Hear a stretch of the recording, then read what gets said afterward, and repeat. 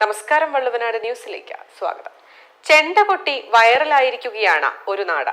ശുഗപുരം ഗ്രാമത്തിന്റെ വശ്യപ്പെരുമയിൽ കൊട്ടിക്കയറിയത് 85ഓളം കലാകാരന്മാരാണ്.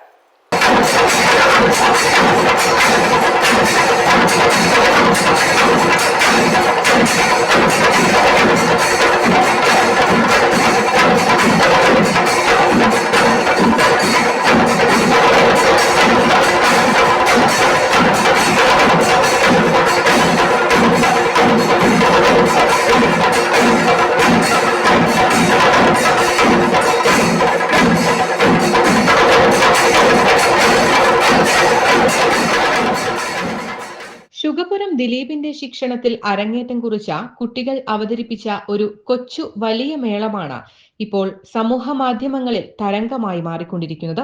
അരുൺ ഹേമചന്ദ്രൻ എന്ന മേളാസ്വാദകനാണ് കുട്ടികളുടെ മേളം സോഷ്യൽ മീഡിയയിൽ പങ്കുവച്ചത്.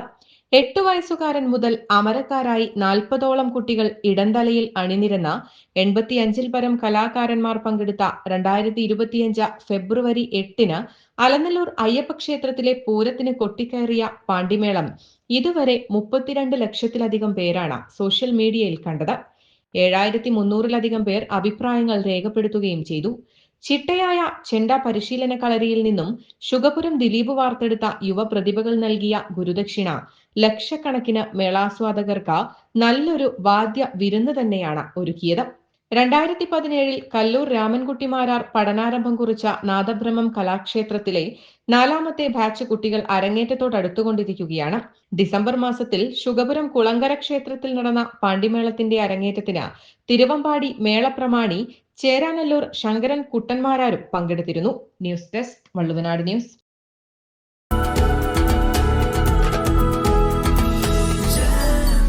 Jam June Hypermarket, exceeding expectations.